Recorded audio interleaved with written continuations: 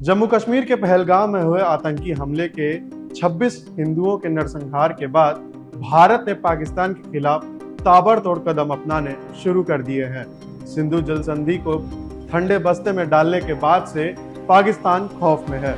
यही वजह से है कि कभी घबराहट में पाकिस्तान गीदड़ भपकिया दे रहा है तो कभी कुछ देशों को फोन कर उन्हें मौजूदा हालत के बारे में बता रहा है। Shyam steel flexi strong TMT बार, ये स्ट्रॉन्ग के साथ फ्लेक्सिबल भी है। आपदा मुसीबत कोई भी आए, ये घर को अटूट बनाए। जब TMT फ्लेक्सी स्ट्रॉन्ग तो घर रहे हमेशा के लिए स्ट्रॉन्ग। हालांकि भारत का ये एक्शन तो बस ट्रेलर है और रक्षा सूत्रों की माने तो असली स्ट्राइक अभी होना बाकी है।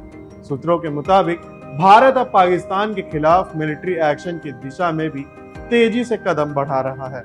ताजा जानकारी के मुताबिक पाकिस्तान के डिप्टी PM और विदेश मंत्री इसहाक डार ने अजरबैजान और मिस्र के विदेश मंत्रियों से फोन कर बातचीत की है और उन्हें मौजूदा हालात के बारे में जानकारी दी है। पाकिस्तान उम्मीद कर रहा है कि अजरबैजान और मिस्र उनका सहयोग करेंगे। इधर पाकिस्तान के विदेश मंत्री के बाद पाकिस्तान के गृह मंत्री ने भारत को गीदड़ भपकी दी है।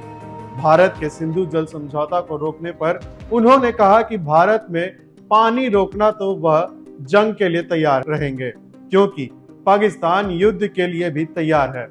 मतलब बॉस, रस्सी जल जाए लेकिन इनकी अकड़ नहीं जाने वाली।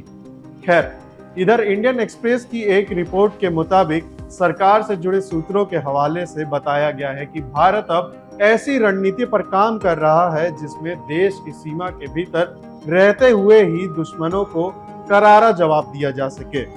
यानी बिना अंतर्राष्ट्रीय सीमा पार किए भारतीय सेना आतंकियों पर उनके ठिकानों को निशाना बना सकती है। ये स्टाइल का मामला है। रूपा फ्रंटलाइन।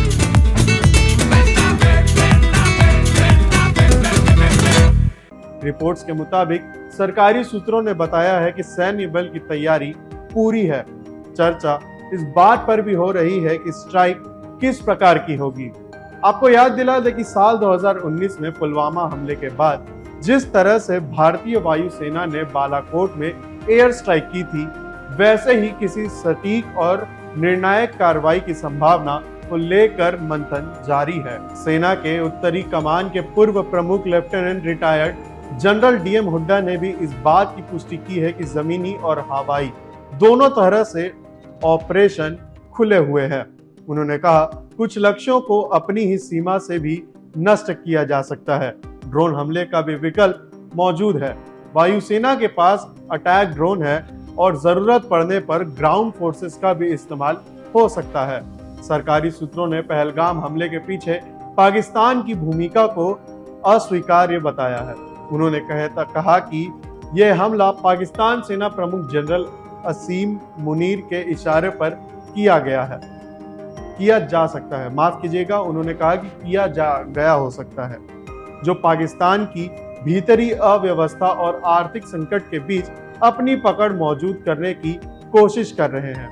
प्रधानमंत्री नरेंद्र मोदी ने भी बिहार में गुरुवार को एक जनसभा में कड़े शब्द में कहा था कि भारत हर आतंकी और उसके मददगारों को ढूंढेगा, ट्रैक करेगा और सजा देगा।